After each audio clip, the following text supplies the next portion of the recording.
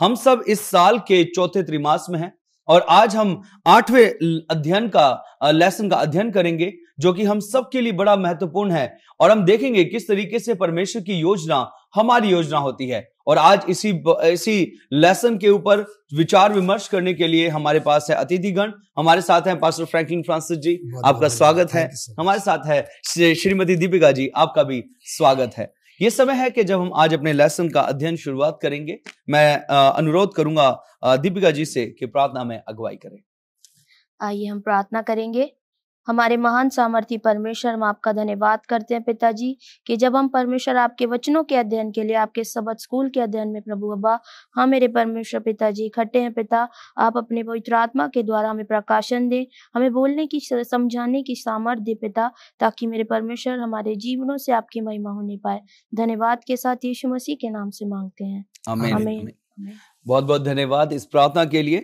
ये समय है कि जब हम देख रहे हैं कि किस तरीके से हम एक योजना के अंदर शामिल हैं जो परमेश्वर की योजना है। अब वो योजना जो है उसने हमें भी दे दी है और इस योजना के अंदर परमेश्वर चाहता है, अगर हम 8वें लेसन में जाते हैं, यहाँ पर परमेश्वर का वचन कहता है जरूरतमंदों के लिए योजना। क्या है वो योजना? मैं दीपिका जी आपसे जानना चाहता हूँ परमेश्वर का वचन और ये लेसन हमसे किस तरीके से बात करता है। पास्टर जी, ये बहुत अच्छा परमेश्वर ने हमें ये मौका दिया है कि हम इस विषय में जानें कि जरूरतमंदों के लिए जो परमेश्वर की योजना है आज हम अपने सबद के अध्ययन में पढ़ेंगे। यहाँ पर हमारा याद वचन जो है मत्ती 25:40 में यहाँ परमेश्वर का वचन हमसे बात करता है। तब राजा उन्हें उत्तर देगा, मैं तुमसे सच कहता हूँ कि तुमने जो मेरे इन छोटे से छोटे भाइयों में से किसी एक के साथ किया वो मेरे ही साथ किया है। यहाँ पर हम परमेश्वर के इस वचन के लिए परमेश्वर का धन्यवाद करेंगे कि परमेश्वर का वचन हमें यहाँ सिखाता है कि अगर हमने अपने परमेश्वर के किसी छोटे से छोटे यानी कि जो सच में जरूरतमंद है हमने उनकी सुधि ली है, तो परमेश्वर का वचन यहाँ कहता है तुमने मेरी सुधि ली है। और जब तुम ऐसा करते हो तो तुम उस प्रेम को जो मेरे प्रति तुम्हारा है तुम इस बात को दर्शाते हो। अगर हम देखें लूका 5:17-26 में यहाँ पर हमें परमेश्वर का वचन बहुत अच्छा सिखाता है कि यहाँ पर हम क्या है एक ऐसा दृष्टांत देखते हैं जहाँ पर क्या है कि जो लोग हैं वो एक लकवे के रोगी को क्या है यीशु के पास लेकर आते हैं। और यहाँ पर हम देखेंगे कि 17-26 में यहाँ परमेश्वर का वचन कहता है कि वो पर जब भीड़ के कारण उसे भीतर न ले जा सके तो उन्होंने क्या करा, उन्होंने छत पर चढ़कर खपरैल हटाकर उसे खाट समेत बीचों बीच उसके सामने उतार दिया। यहाँ पर हम देखते हैं इसके 5:19 के अंदर यहाँ पर उन्होंने क्या किया कि उन्हें बस ये था कि किसी तरीके से क्या हो जाए वो व्यक्ति चंगा हो जाए। उन्होंने उसकी खाट को ही क्या करा, खपरैल हटा के नीचे उतार दिया। और यीशु ने इस काम को जब देखा, उनके विश्वास को कि इसके प्रति इतने ज्यादा कैसे अपने प्रेम को दिखा रहे हैं, तो यीशु ने भी उनके इस बात का आदर किया। हम देखते हैं कि उस लकवे के रोगी को जब यहाँ पर चंगा किया गया, जहाँ उसे वे खाट से नीचे लेकर आ गए थे, तो यहाँ पर हमें परमेश्वर बताता है कि हमें कैसे लोगों की मदद करनी है। और कभी परमेश्वर दूसरों का इस्तेमाल करके हमारी मदद करता है और कभी हमें दूसरों के लिए परमेश्वर इस्तेमाल करता है। यहाँ काम भी चुनौतीपूर्ण होता है किंतु हमारे लिए इनाम लेकर वह आता है। कभी यह आसान होता है कि किसको मदद की जरूरत है, और कभी यह बहुत मुश्किल भी होता है क्योंकि आज के समय में हम लोगों को पहचान नहीं पाते। क्योंकि परमेश्वर अगर हम परमेश्वर के पास है तभी हम अपने परमेश्वर के जनों को पहचान लेते हैं। पर संसार में क्या है और भी तरीके के लोग हैं, तो इसलिए मुश्किल हो जाता है हमारे लिए इस कार्य को करना। कोई भी परिस्थिति क्यों ना हो, हम सब बुलाए गए हैं परमेश्वर के मददगार के रूप में। जो लोग जरूरतमंद है कि हम उनके लिए इस्तेमाल किए जाएं, उनके विषयों में जाने जो बगैर किसी जाति के या समाज के या किसी समुदाय के हैं, हम सबकी सहायता करें। क्योंकि हमारा यीशु मसीह जो है वो हमें यही सिखाता है। क्योंकि उसने भी क्या किया, जब वो आया तो उसने जरूरतमंदों की सुधि ली, उनकी सहायता की। बिल्कुल बहुत बहुत धन्यवाद। ये जरूरी है हमें जानना कि किस तरीके से जरूरतमंदों की सहायता की जा सकती है, और यीशु मसीह इसका एक बड़ा उदाहरण है जो हमें सिखाते हैं। यहाँ पर हम एक और बात देखते हैं, जिस तरीके से कहानी चल रही है, दोस्तों का विश्वास। जी पास्टर जी, क्या कहती है सब स्कूलों में? जी हाँ, दोस्तों के विश्वास के बारे में हम सुन रहे हैं। और दीपिका ने जो है वो लूका 5:17-26 आयत में जो एक बहुत ही रोचक जो घटना है वहां पर जो घटती है उसके बारे में वो बहुत कुछ जो है वो बता दिया है। और मैं उस कहानी में वापस नहीं जाना चाहता। हम सब जानते हैं कि एक लकवे का व्यक्ति मारा व्यक्ति है, उसके 4 मित्र जो है उसको लेकर जाते हैं।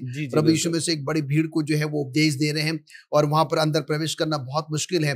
और फिर इनका विश्वास देखिए, वो वहां पर रुकते नहीं है। शायद मैं और आप अगर वहां पर होते तो हम वापस घर आ जाते, पर इन्होंने क्या किया, दूसरा तरीका अपनाया।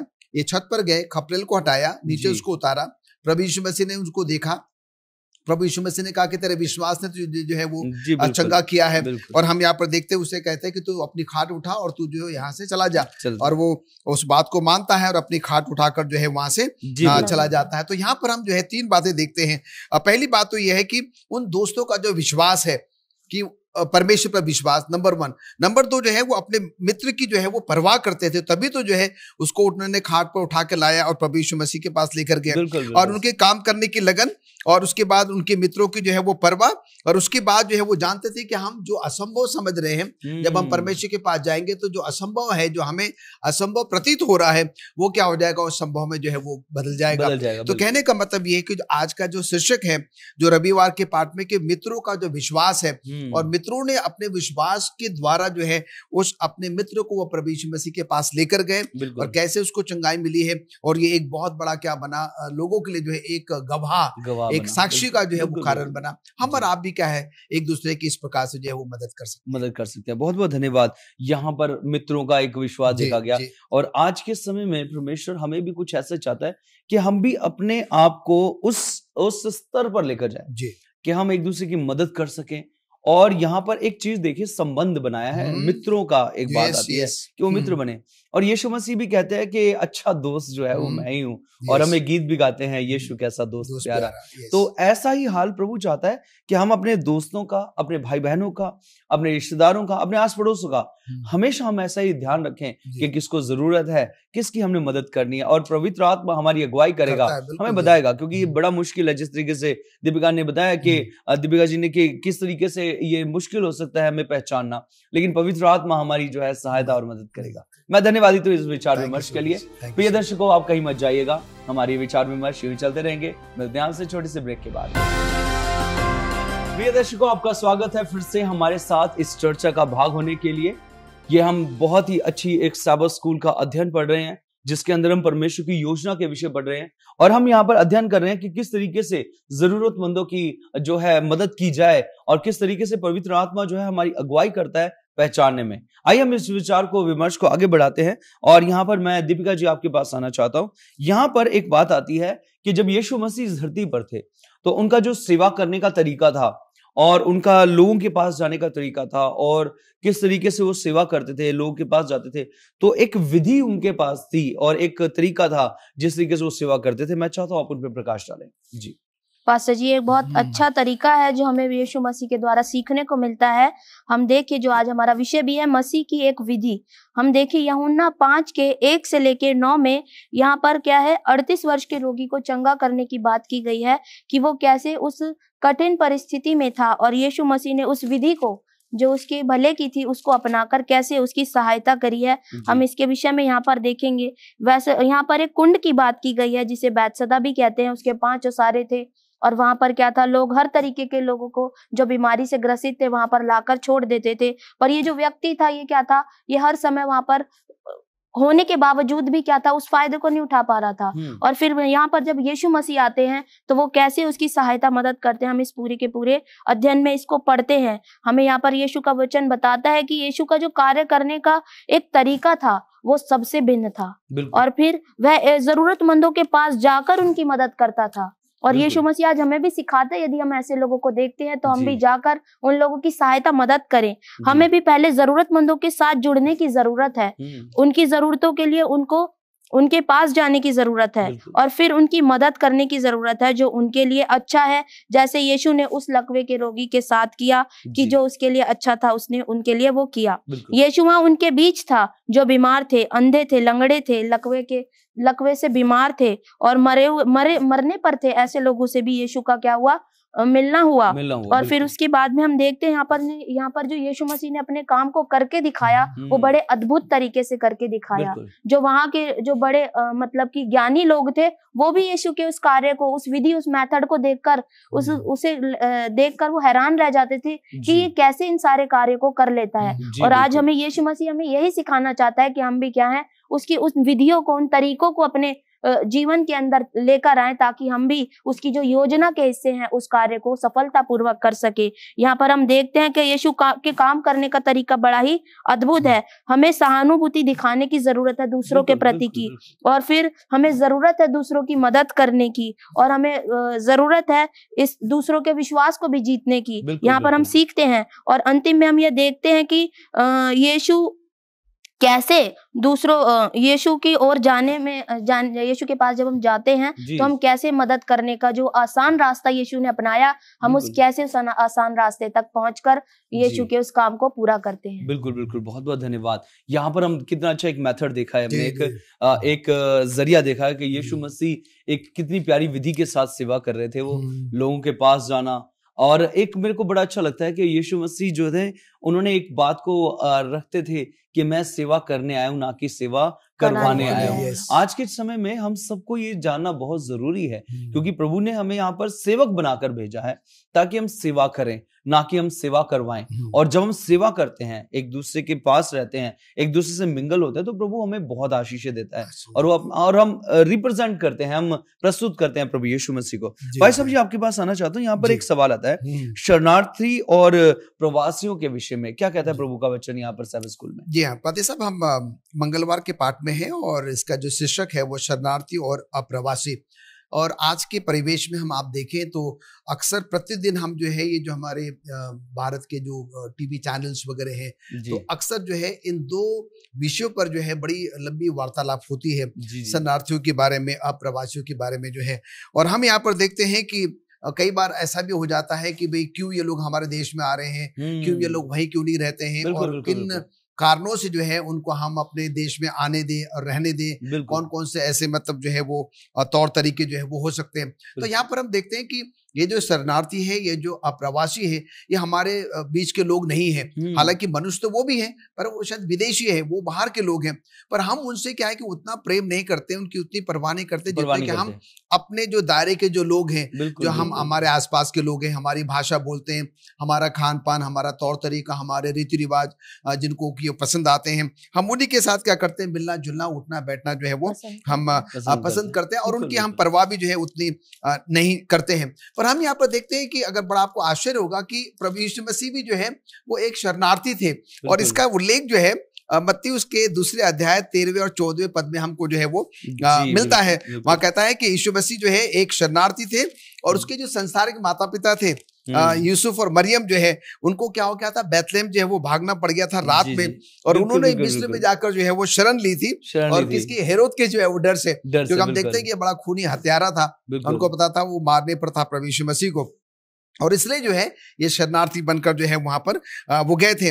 और हम यहाँ पर देखते हैं कि बाइबल के ऐसे बहुत सारे जो अनुभव हैं जो हमें आपको ये दिखाते हैं, बताते हैं कि ऐसे लोगों की मदद जो है वो की गई है, जो शरणार्थी है, जो प्रवासी है, और प्रभु का वचन जो है वो हम सब के लिए है।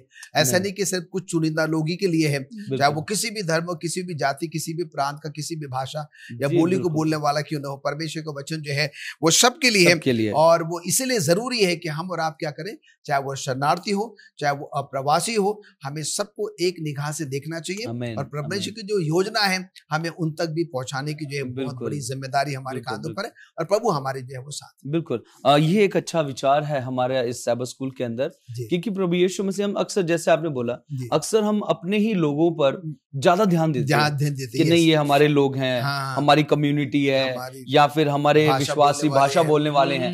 अक्सर ये देखा जाता है, जब आप कहीं बाहर जाएं और आपको आपकी भाषा वाला मिल जाए, तो आप उसकी तरफ आकर्षित हो जाते हैं, अरे ये तो यहाँ पर है। लेकिन यहाँ पर एक बड़ी अच्छी बात आती है कि हम प्रेम को व्यक्त करते हैं किस तरीके से, जब हम ऐसे लोगों को जो हमारे नहीं है, हमारी भाषा बोलने वाले नहीं है, हमारे मतलब उस सोच विचार के नहीं है, या हमारे उस मतलब एक कहते हैं कि एक जिस समाज में जिस तरीके जिसमें रहते हैं हम वैसे नहीं है, तो यहाँ पर जरूरत है हमें प्रेम को दिखाने की।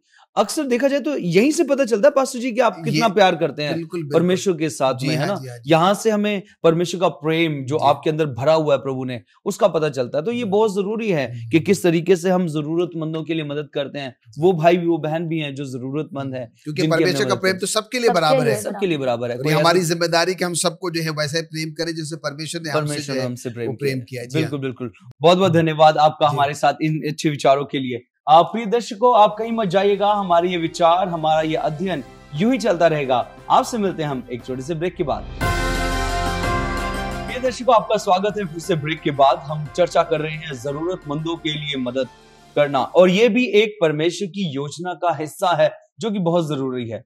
और प्रभु यीशु मसीह आज से 2000 साल पहले जो इस धरती पर आए, उन्होंने भी इस कार्य को करके दिखाया और बताया कि किस तरीके से हम भी जरूरतमंदों की मदद करके परमेश्वर के सुसमाचार को आगे फैला सकते हैं।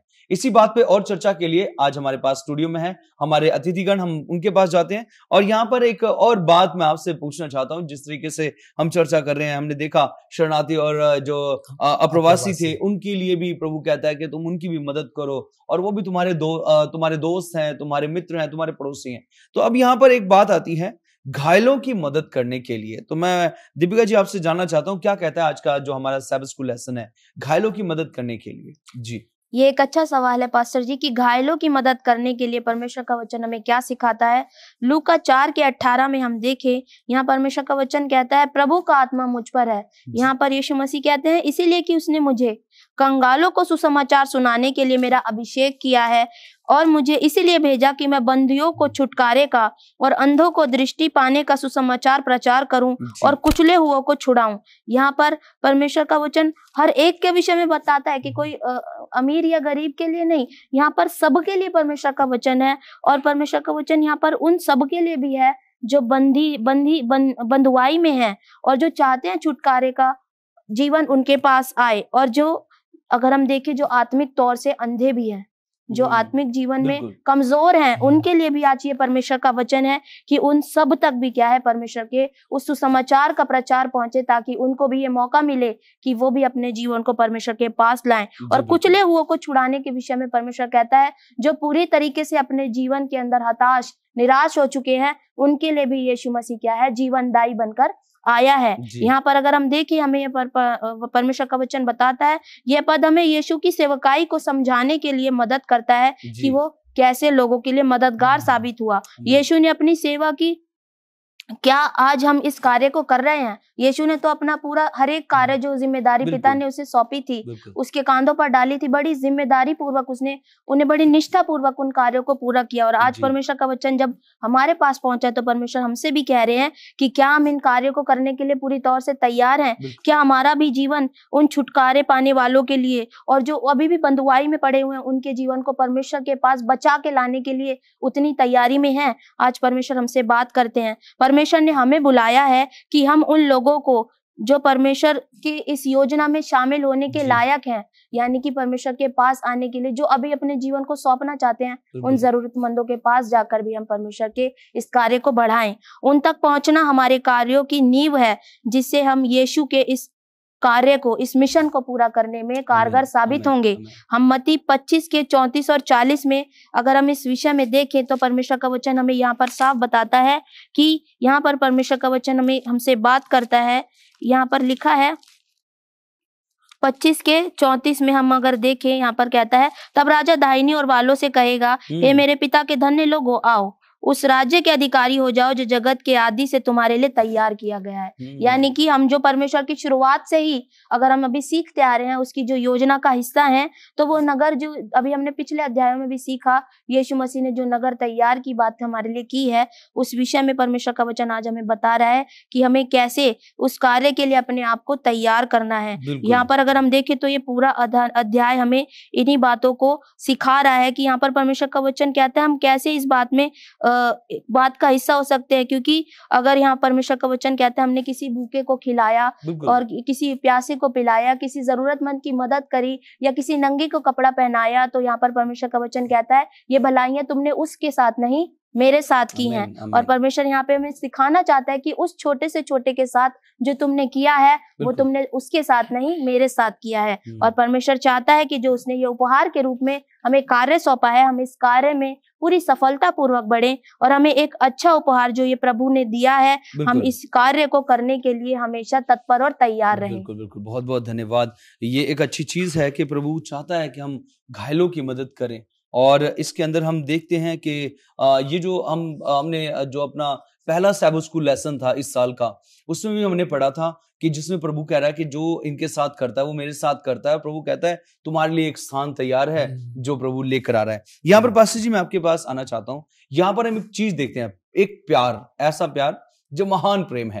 बताएं क्या कहता है परमेश्वर का वचन। और ये महान प्रेम जिसके बारे में हम बात कर रहे हैं वो परमेश्वर के द्वारा ही प्रदर्शित हो सकता है। जी बिल्कुल। और वो हम अतुल्य प्रेम है, असीमित प्रेम है, जिसको कि अंग्रेजी में अगापे प्रेम कहते हैं, जिसमें कि कोई स्वार्थ नहीं पाया जाता। और जो संसारिक प्रेम है वो स्वार्थ से परिपूर्ण है, स्वार्थ से भरा होता है। अगर आप मुझे प्रेम करेंगे तो मैं आपको प्रेम करूंगा, अगर आप मेरे लिए ऐसा करेंगे तो मैं आपके लिए ऐसा करूंगा।